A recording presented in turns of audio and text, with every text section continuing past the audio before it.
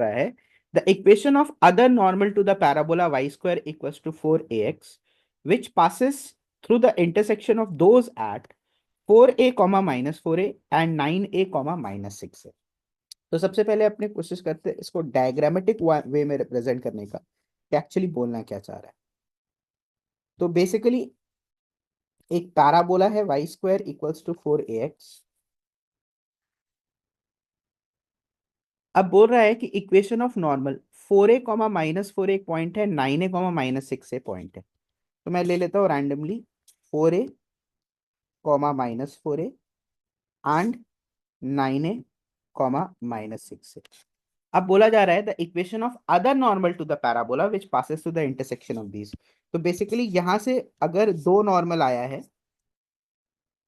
तो ये जो तीसरा नॉर्मल इस पॉइंट से बनेगा, उस नॉर्मल का आपसे इक्वेशन पूछा जा रहा है। ठीक है, यहां से तीन नॉर्मल अगर बन रहा है तो उसका इक्वेशन पूछा जा रहा है। अब देखो सबसे पहले यहाँ तो एक चीज आपको ये समझना पड़ेगा कि एक पॉइंट से मैक्सिमम 3 नॉर्मल्स अपने बना सकते हैं किसी भी पैराबोला पे। ठीक है, और ये कैसे पता चलता है, y equals to m x minus two A m minus a m cube से। इसमें कुछ कुछ इंफॉर्मेशन आपको पता होना चाहिए, तभी ये क्वेश्चन तुरंत आप सॉल्व कर पाएंगे। अदरवाइज ये क्वेश्चन फिर करके कोई सेंस नहीं है। आपको रिजल्ट्स कुछ कुछ पता होना चाहिए for this question to do it in a smarter way. अच्छा, सबसे पहले तो अपने को पता है कि ये जो, अगर मैं कोई एक पॉइंट लेता हूँ P और सपोज ये जो 3 पॉइंट्स है ए बी सी, तो अगर P पॉइंट से निकला हुआ नॉर्मल्स किसी एक पैराबोला को 3 पॉइंट्स पे कट करता है ए बी सी पर, तो a b c are the conormal points.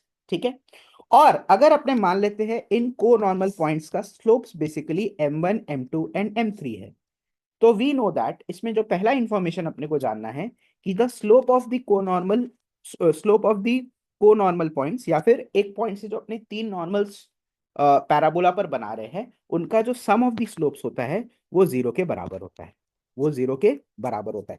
So I just explain this, ये छोटा सा चीज है जो आप समझ सकते हैं, ये चीज it's not a big thing to understand.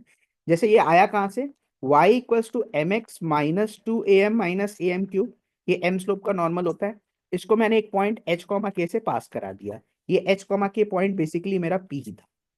तो मेरे यहां से क्या मिल गया, मेरे को मिल गया k equals to m h minus two A m minus a m cube.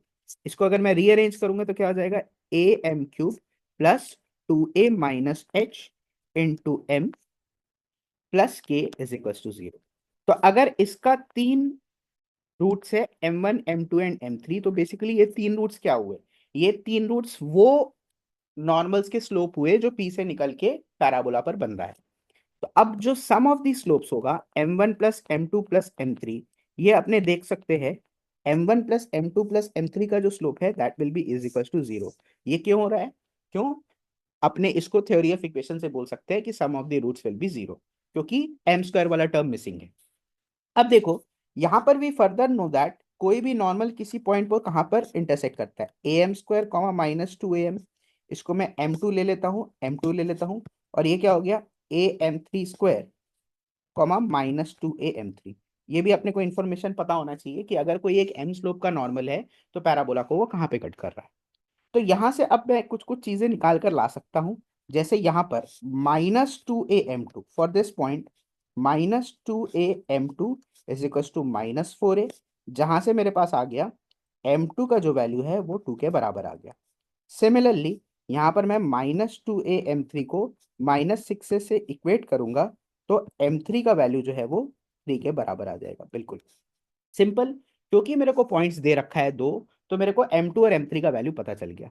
अब क्या बोलेंगे, सिंस m2 प्लस m3, तो मेरे को m2 और m3 इंडिविजुअली पता चल गया, तो अपने क्या बोल सकते हैं, सिंस सिंस m2 प्लस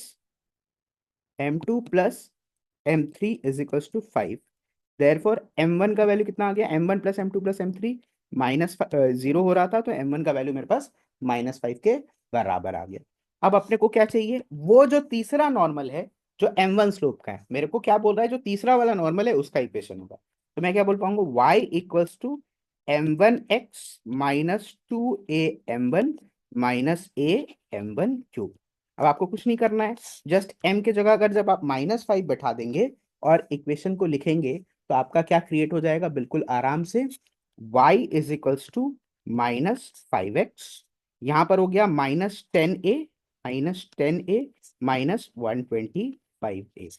तो मेरा फाइनली कितना हो गया मेरे पास, तो आंसर हो गया, वो हो गया मेरा 5x -y -135a is equals to 0, जो कि आपका हो गया option number b. So question number 21 का option b is the right answer. Moving on to the next question, that is